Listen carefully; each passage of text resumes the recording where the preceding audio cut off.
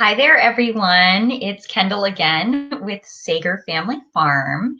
And today I'm going to be talking to you guys about a critter tour. So I'm going to show you all of the critters I have, as well as an update on our baby chicks who are now 2 weeks old.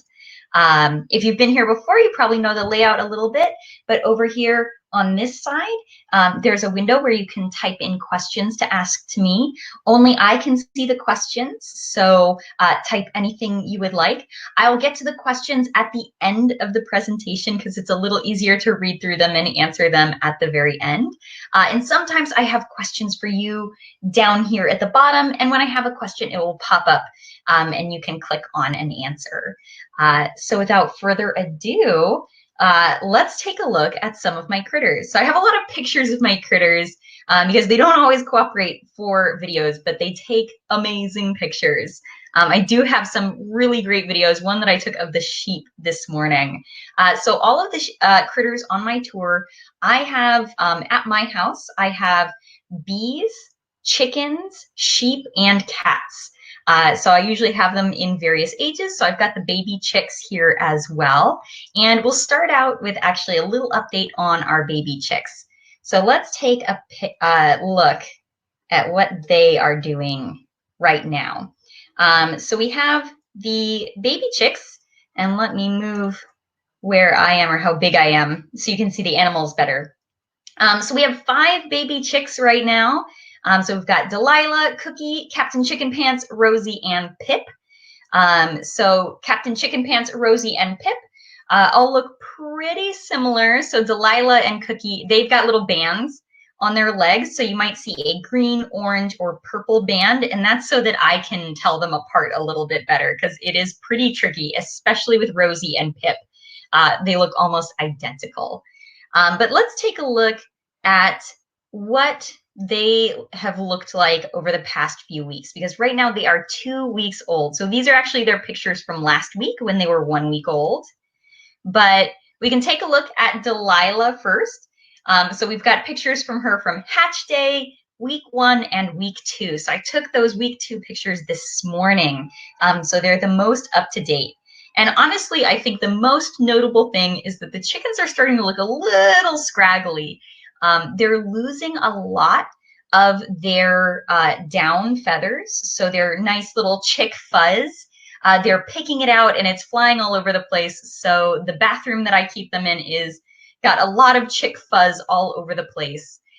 They're growing a lot more feathers on their shoulders, and their tail feathers are getting pretty big. And we can see the tail feathers a little bit better on some of the other chicks. So let's take a look at Cookie. So Cookie is definitely growing. She's got a little puff of tail feathers this week. She's definitely got more feathers on her shoulders. And again, she's looking pretty scraggly as well. And then if we take a look at Pip, we can see Pip's got a lot of tail feathers. So the chickens are continuing to grow in a lot of their feathers. So I'd say the main difference between the chicks is the amount of feathers that they have, where they're growing their feathers. So the tail feathers are new and the shoulder feathers are new. And then also their size. So I actually put these images on top of each other to keep the egg at the same size. So the egg is the exact same size in these 2 photos. And then I moved them back apart so we could compare. So on the one side with the smaller chick, that was Delilah last week versus Delilah this week. So the chicks are getting really big. They take up definitely a full handful. So usually if I grab them in one hand, their head is sticking out. Whereas when they were first born, they could easily be cupped in just like one hand and like totally covered. So the chicks are getting pretty big now. So they're still chicks, so I still need to keep them indoors and warm, especially because it's been a little rainy here. The nighttime temperatures are still a little cool. So I still need to keep my chicks inside and have a heat lamp for them, keeping them warm. But they are a lot more active and a lot more curious, so they're pecking things all over their cage. But they are growing really, really fast. So that's what our chicks are up to right now. And next we can take a look at our chickens. So I have 8 chickens total, and they're actually in order of age. So my youngest chicken is Lucky, and her name is Lucky because she was actually hatched in a school, and she did not look very good when she first hatched. So she was laying on the bottom of the brooder, and she did not look very good. So she didn't want to get up. So I actually took her and brought her around while I was going to work. So in my car, I would have the incubator, and I would take a little dropper and drop a few drops of liquid every hour or two. So it had some electrolytes and a little bit of sugars in it to kind of give her a boost. And within a week, she looked like all of the other chicks. So she's very lucky to be with us. She needed a lot of special attention. But most of these chickens were actually hatched in classrooms. Actually, these were all hatched from eggs. So I've seen all of these chickens as babies. The top row were all hatched in classrooms. And then the bottom row are actually my oldest chickens that I hatched myself 4 years ago. So all those chickens are 4 years old. Peppermint was born and named in a classroom in the Bay Area. Her name is Peppermint. I don't know why. That's what the kids chose. So Peppermint is her name. Goldie Hen. Her name is Goldie because she has these beautiful golden feathers. She is my biggest chicken by far, weighing in close to 12 pounds. So she is a big girl. So easily the biggest chicken. Chloe is one of my smaller chickens and looks almost identical to Lucky. Actually, in Lucky's photo, you can see Chloe standing behind her, and it looks like it's 2 of the same chicken. So the main way I can tell them apart is Chloe's comb. So her big red comb, Chloe's flops over and Lucky's stands straight up. So that's the main difference between the 2 of them. I've got Pompadour, named for her feathers on front. Tildy was named by a friend of mine because his grandmother had chickens, and one was named Clotilda, but I liked Tildy for short. So we've got Tildy the chicken. Ruby, that is actually a picture of her from when she's quite young. So that's her first year. And she has these beautiful kind of orange feathers right around her neck. So I thought it looked a little bit like a ruby necklace that she had all the way around. And that's very common for her breed, which is a black copper Moran. So she has these coppery feathers around her neck. Unfortunately, she no longer has those because chickens molt every year. So they will lose feathers and regrow them. So that way, if they have any damaged feathers, they can grow fresh, brand new feathers. So Ruby is actually a pure black chicken right now and has no copper feathers left. But if you look at her in the sunlight, she actually has this iridescent kind of greenish tint to her feathers, which is really beautiful. And then the last chicken I have here is my favorite named chicken, which is Francesca Featherbottom. So she's a nice fluffy chicken, and she is actually one of the best mothers that I have. So she's actually adopted and raised some of the chickens here. So here is actually a picture of Francesca with her adopted baby chicks. So what Francesca was doing is she would be sitting in the nest, sitting on top of eggs and really trying to hatch them. But I don't have any roosters, so none of my eggs are ever going to hatch. But I did hatch some chicks in a classroom. So I took the eggs away and stuffed the chicks in, and Francesca adopted them. So the chicks that are sitting right next to her, there's one chick that I don't have anymore, so went to a different home. But the little golden chick is actually Chloe, and the big fat black fluffy chick in the foreground is Goldie. And by the time Goldie was 6 weeks old, she was already bigger than Francesca. So Goldie was a big girl, but Francesca is her adoptive mom. So those are the 8 chickens that I have. They all live in my own backyard in a big chicken coop, which if you wanted to see more, I have my Farm Fun Chickens lesson online, and you can learn all about where they live. The reason why I keep all of these different breeds of chickens is because of the color eggs that they lay. So all of my chickens lay a slightly different colored egg. So this picture, it's a little hard to see, but Chloe actually lays kind of a light bluish color. So it's kind of in between the white and the green color. Goldie lays almost a pink egg. So it's kind of like the lightest light brown egg, but it has a white bloom over top of it, which makes it look pink in a lot of lights. And then Ruby lays the very darkest chocolate brown egg. So that's why I like to have all of the different chickens that I have, because they lay this beautiful rainbow of eggs. So each chicken will always lay the same color egg, but each different chicken lays different colored eggs. So the next critter that I have, and this was actually the very first critter, farm critter that I got for my outdoor critters, and that is the bees. So on the one side, you can see my pink, orange, and yellow hives. I have some very brightly colored hives in my backyard. Each beehive can have up to 60,000 bees in it. So in my own backyard, I have quite a lot of bees, but I also keep about 30 beehives throughout the San Francisco Bay Area. And they are really all over the place. So the other picture that I have here is me on the roof of the Redwood City Library. And they have some really beautiful hives that they wrapped. So they've actually got their branded logo beehives, but I take care of their hives on the roof. And it is the best season for bees right now. So the bees are loving all of the beautiful flowers that are coming in. And I can show you, this is actually a video I took a few weeks ago. So, and they were bringing in pollen. So this is one of my backyard hives. And I'm actually sitting, you can hear the gentle hum actually, and the chickens. But I like sitting and listening to the bees humming in the background.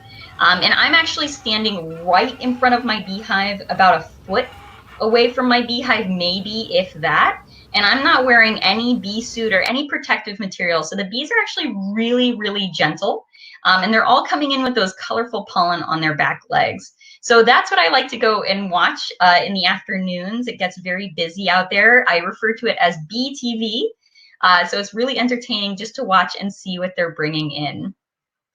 So let's take a look at my next critter, which are my kitties. So my kitties, really, I guess they were my first animal, but I've had cats in my household since I was born, and I love, love, love, love cats. But most people don't consider them a farm animal. Sometimes farmers do have cats that live outside in their barns, and it usually helps control the mouse population and keep away other critters. But my kitties are indoor only kitties, which means they are just for me. So they are just my pets that I get to love and shower with affection. So the two kitties are named Cece and Churro, and they are actually blood related. So they are actually brother and sister. And they don't look very much like each other. So Churro is a white cat with black spots, and Cece looks more like a tortoiseshell cat. So she has that brown, black, orangey mixture to her. But the interesting thing with cats is that when a mama cat gives birth, there can actually be multiple fathers for the same litter. So it's very likely that Churro and Cece have different fathers because they look so different.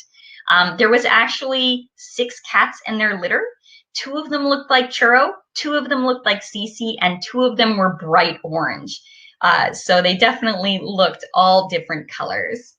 Cece is a shy cat, and she really likes to live in boxes and bags. So as soon as you set down a grocery bag or an empty box, she is in it, like many of the cats out there. Churro is a bit of a weirdo. He likes to be under things. So oftentimes when I make my bed in the morning, I'll come back and it is unmade, and that's because Churro is in it. Also, I think one of those pictures is Churro under some tissue paper that was on the bed. So he likes to crawl underneath things and snuggle in. He also, when he was a kitten, He loved to be in the fridge. I don't know why. He did grow out of this, but for the first year of his life, every time I went to go put groceries away, I would turn around and he would usually be stuffed into the fridge. So they are very silly kitties. So Churro is usually the adventurous one, and Cece is a little bit more shy. And I think the critter that we're all here for are my sheep. So I do have two sheep out back. The white one is Marshmallow and the brown one is Coco. These sheep are miniature baby doll sheep. So you can see that's a picture of my husband holding one of the sheep. So for size reference, they're about the size of a golden retriever. So they weigh approximately 50 pounds or less, depending on how much wool is still on them. One of the silly things about the sheep is when I have baby chickens, the baby chickens actually really like to perch on the sheep. The sheep don't seem to care at all, and the chickens seem to like their fuzzy perches. This breed of sheep is called miniature baby doll sheep. And they are a very popular breed, or growing in popularity, because of their very cute teddy bear faces and also their small size. So they are definitely about half the size of some normal sheep breeds. So they're much easier to keep in smaller spaces. My whole farm is about 600 square feet. So not very big, but the sheep have plenty of space. They don't have space to graze, which is just eating grass off the ground. So I do have to feed them alfalfa in the morning and the night. So they get morning food and dinner food. And they love dinner time. So all my animals really like food. But let me show you guys a video that I took this morning of the sheep because they get so excited for their food. They often start kicking their legs up. So they like to run into the chicken coop because that's where I usually feed them.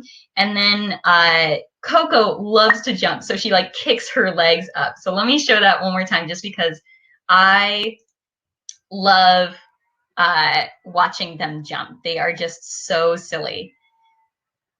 So even Marshmallow jumped a little bit there. She gets her legs in the air. But they get very, very silly. So they jump all over the place when they're expecting food. So the reason why they're doing that is because I'm holding a big bowl of alfalfa right behind the camera. So they know that food is coming. They also like to eat a lot of garden extras. So here, I think I left the sound on in this one so that you could hear them crunching because they are very crunchy. So this is just some broccoli that got a little crazy in my yard.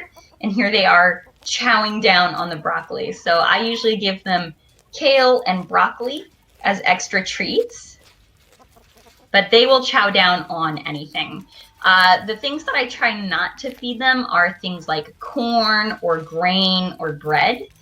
So since the chickens actually eat a lot of grain, I have to be sure to keep the sheep out of the chicken food. It's really bad for them and can hurt or kill them if they eat too much of it because their stomachs don't know how to digest it.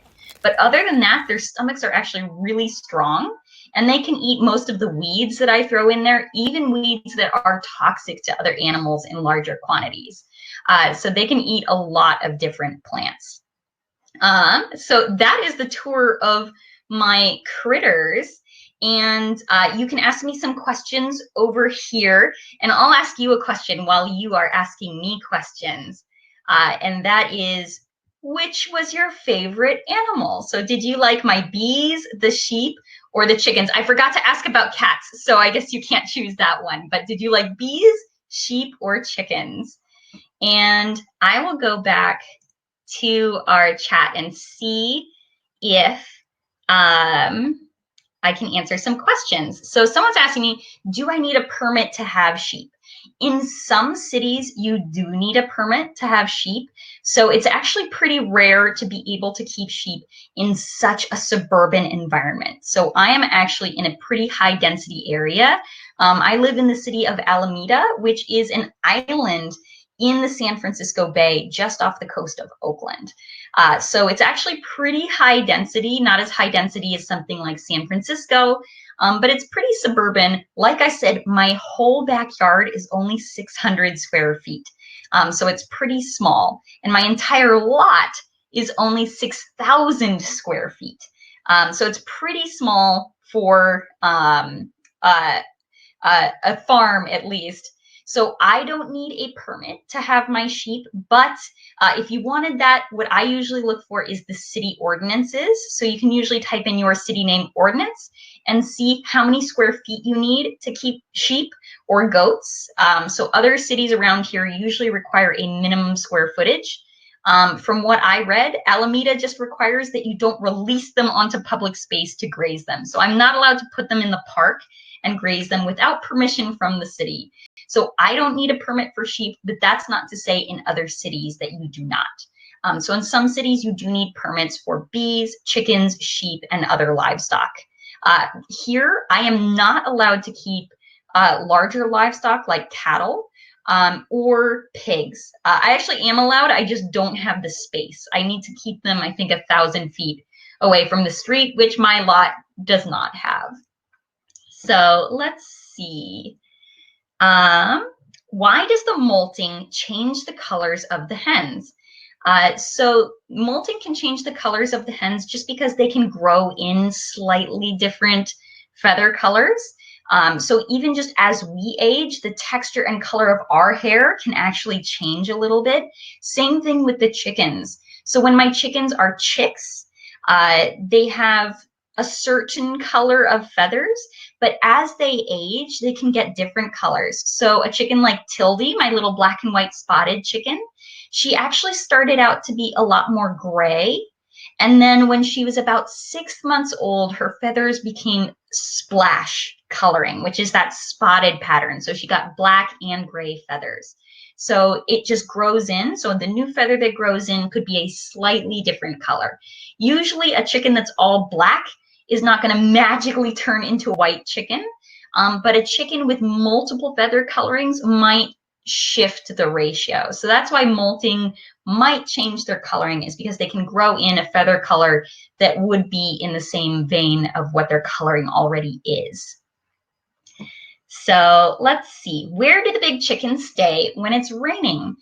So if it's raining, my chicken coop actually has a covering over top, and it's not so much for the chickens because my chickens actually don't mind a light rain very much, because when there's a light rain, that often means that there's worms on the ground, and they like to peck out the little bugs. But if it's a heavy rain, they would actually go under the chicken coop. So my chicken coop is actually a duplex, meaning my chickens live up top in the coop, so a house-like structure. And then underneath the coop, there's actually an area where my sheep sleep. But the chickens will go underneath there in the daytime if it's raining. If I didn't have a covered run, which means I kind of have like a patio area for my chicken that's covered, they might stay inside the coop if they couldn't go underneath it, because some chickens don't like heavy rain. Let's see, do my bees ever sting my chickens? I have never seen the bees sting the chickens. Sometimes if I'm scraping some things out of my beehive, so we usually refer to as burr comb, which is comb that is built in areas that makes it a little tricky, and I might squish a lot of bees if I put it back in. If it has baby bees in it, like little larvae, if I scrape that out and throw it to my chickens, they will eat that. They will happily eat that. It's very high in protein for them. The only animal I have seen the bees chase is actually, it was a little, I believe it's a phoebe, which is a little black and white bird that likes to eat bugs. And I had a beehive box that the bees were kind of getting some honey out of, and the little black bird came and sat on the edge, and the bees actually chased it away because they viewed it as a threat. But I have never seen the bees sting the chickens, and the chickens can walk right under the bees, and they don't seem to view them as a threat. If my chicken stuck her face in the entrance of the beehive, which my beehives are up too high for that, so my beehives start at about 18 inches high, which is taller than any of my chickens. But if they could stick their face in the beehive, probably the guard bees would chase them away because they don't like things coming in. But if they're just casually walking around, just like how I can stand in front of my beehive, as long as I'm not making wild motions, swinging at them, they don't see the chickens or me as a threat. Let's see. Which is the girl cat? So Cece is the girl and Churro is the boy. And actually, let me show you a cute video of Churro that I forgot to play. Churro, one of Churro's very favorite things is hair ties. So Churro loves hair ties. So here's one of my little cosmetic bags, and it's got some hair ties in a pouch, and I accidentally left it unzipped. So Churro is hunting for hair ties right now. So he's kind of digging through, and eventually he does get one. So he's very, very curious. So he managed to snag one out, and then he jumps away with it. But when we moved house, we moved our fridge, and underneath were just like hundreds of hair ties. So he's a hair tie thief. But Churro is the boy, and Cece is the girl. So let me go back and see if there are more questions. There was a question, how fast can they run? And I think that was the sheep. And I'm actually not sure the maximum speed of a sheep, but they are very fast. So if I am trying to catch them, it is actually very challenging. If I was chasing after them, they run much faster than I do, so easily. And they are also very strong. So if you are chasing them, if they turn around and run at you, they can easily knock me over, even though they're so small. So they are pretty strong. So whenever I have to pick up my sheep or do anything, I make very slow movements to go by them and usually pet them and give them treats, and then I'll pick them up so that they're not viewing me as a threat. But if I come in and look like I'm trying to corner them, those sheep will run. So I usually try not to do anything like chasing them. Let's see. Do I make goat cheese? So I have sheep, so I would make sheep cheese. And I don't make cheese or harvest milk from my sheep yet. And that's because I would actually have to breed my sheep in order to get milk. The reason why goats and sheep produce milk is to feed their babies. So they have to have had a baby in order to be producing milk. Usually the reason why we can get extra milk is because we will wean the baby, but continue to milk the sheep ourselves. So if we continue to milk the sheep, then the sheep continues to produce milk. But if we skip one milking, which usually they get milked twice a day, they start to think, oh, my baby doesn't need milk anymore, and their milk will go away. So usually you can milk a sheep or a goat for 2 years after they give birth, and then it really kind of starts to taper off. So if we decide to have some baby lambs, then we might make some sheep cheese out of that, because I definitely like sheep cheese. Let's see. I've got a question. Do I harvest the wool from the sheep? Yes, I will. These sheep are actually pretty young. So the sheep are 1 year, 3 months old. So they are just now called ewes. So a ewe is an adult female. So both Coco and Marshmallow are girls. When they're under 1 year old, they are still considered lambs. So Coco and Marshmallow are just old enough where they can start having their own babies. They could have had babies a little bit younger than this, but sometimes it's a little trickier for them. So I didn't try it my first year. So maybe we'll have some baby lambs next year. They are right in the time zone when they should be sheared. Since we are on shelter-in-place orders here in the Bay Area, I was planning on having a professional shearer come and show me how to do it the first time, but it looks like I will be buying some clippers and watching some YouTube videos on shearing my sheep. So I will actually be posting a video of that soon enough. So I hope that in my sheep lesson, I'll be able to show you guys a video of me shearing the sheep and how I take care of them. So I will shear the sheep. Let's see, I answered a few. Someone's asking me, why did the chicken have bands on their legs? The reason why I put the bands on their legs is because those 3 black chickens are very hard to tell apart.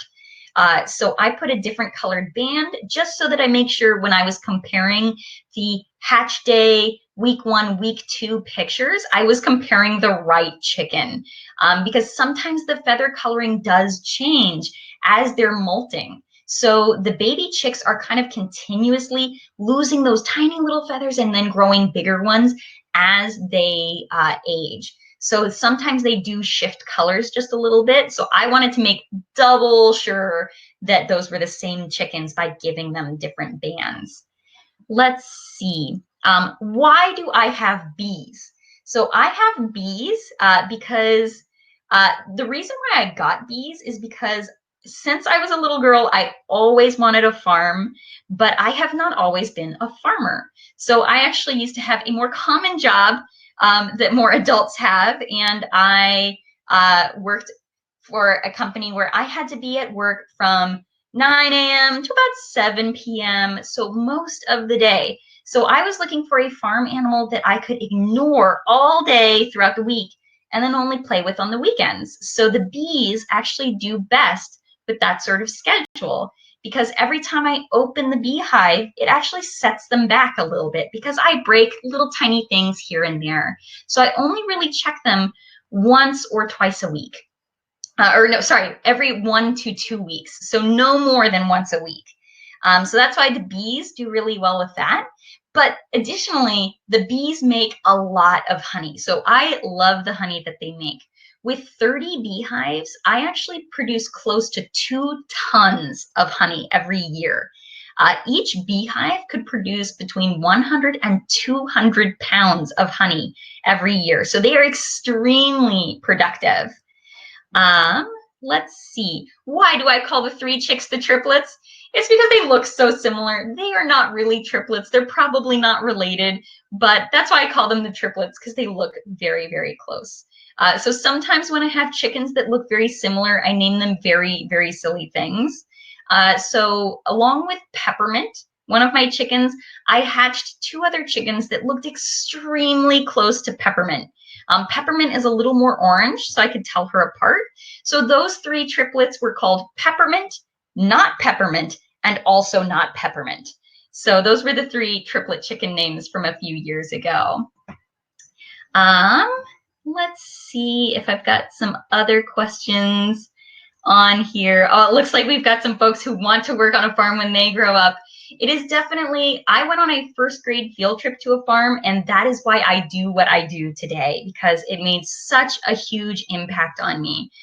So even though I have not always worked as a farmer, I've always volunteered at farms. So when I was in college, I actually volunteered at the Washington Park Arboretum in Seattle, and I taught kids about plant life cycles and things like that, and I gave tours of the Arboretum. And then when I moved back to the San Francisco Bay Area, I gave tours at Hidden Villa, which is a very popular learning farm. So I would show people their sheep and cows and things like that. So I've always worked with animals since I was very young. It looks like someone is asking me, do I have a dog? And I don't have a dog. And the reason why I don't have a dog is because I would have to pick a very special breed of dog that would interact well with my animals. Many dogs, so if you take a dog to the park, a lot of times it really wants to chase squirrels. So a lot of breeds of dogs love to chase things or chase cats. So since I have cats, sheep, and chickens, I need a very, very gentle dog.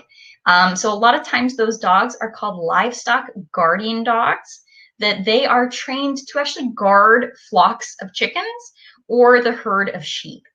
So they will sit very gently in amongst the animals, and if something scary comes up, like a wolf, the dog will stand up and bark a bunch and then sit back down. Unfortunately, most of those dogs are enormous.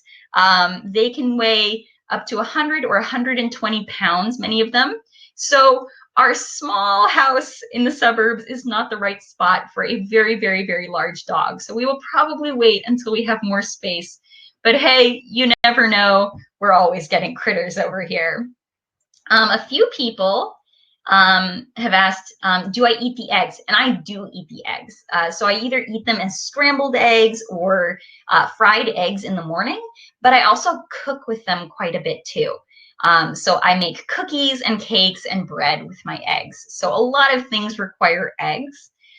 From my chickens, chickens are at their peak egg laying usually at about 3 years old, which means after they're 3 years old, they start to decline and maybe not lay an egg every day. So the young chickens usually lay an egg every day. So I get 4 eggs approximately every day, even though I have 8 chickens. So my older chickens, the ones that are 4 years old, usually lay an egg every few days. So I usually get 2 to 3 eggs from them a week. The younger chickens, I'm getting more like 1 egg a day. So it looks like I think I got all of the questions. If I didn't, you can send me more afterwards, either on my Instagram, Facebook, or via email. So ask your parents to ask me some more questions if I accidentally missed yours. Thank you so much for tuning in for all of my critters.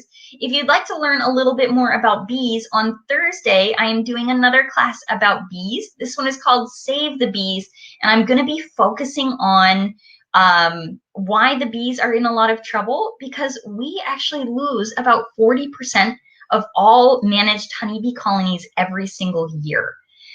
So the bees are dying off at a pretty alarming rate. Fortunately, their population is still high because humans help them out and manage them. But I wanted to go over all of the causes that were hurting bees, and then some of the things that we can do in our own neighborhood, along with some projects that we can do, which fit right in with schoolwork that we might be doing at this time of year.